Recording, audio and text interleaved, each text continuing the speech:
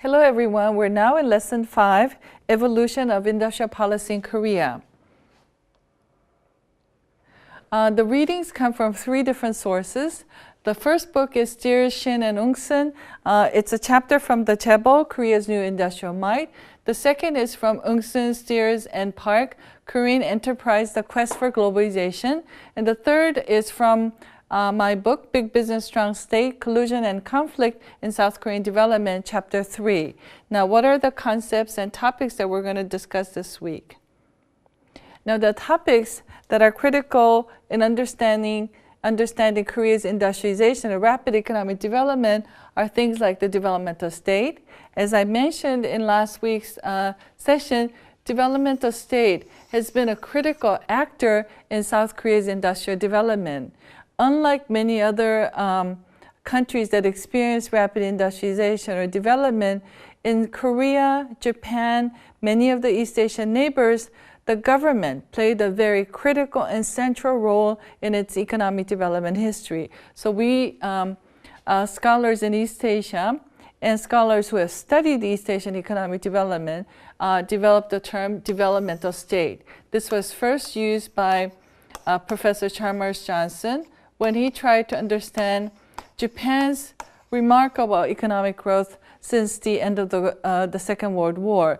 By using the term developmental state, he was able to highlight the role of the government that played much more aggressively in its industrial policy, in its heavy and chemical industrialization, and so on. So the government was not an invisible hand, but a very visible hand in these countries' economic development. We then talk about the industrial policies in Korea's economic development.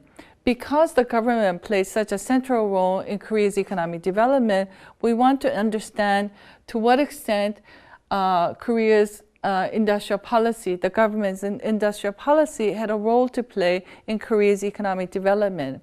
In particular, we're going to look at HCI, which I will talk about in a minute, heavy and chemical industrialization of South Korea that began in about early 1970s. This is for a country that was agrarian for most of its life.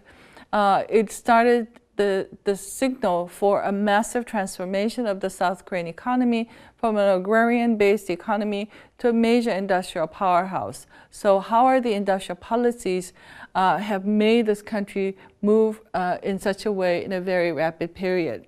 So we're going to look at broadly the factors that were critical for South Korea's industrial policies. So let's recap the key concepts.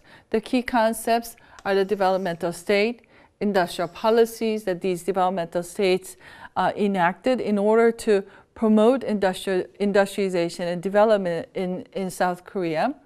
In particular, we're going to look at heavy and chemical industrialization that began in about from the early 1970s.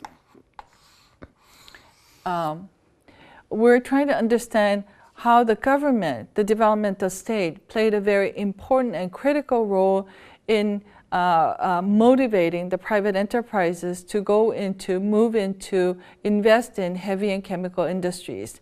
The 6 target industries were developed by the South Korean government, and these became the key industries in which South Korea's economy now stands on. Now, I hope you understood a lot about the industrial policies of Korea. From next week, we're going to delve more deeply into the South Korean conglomerates. Thank you.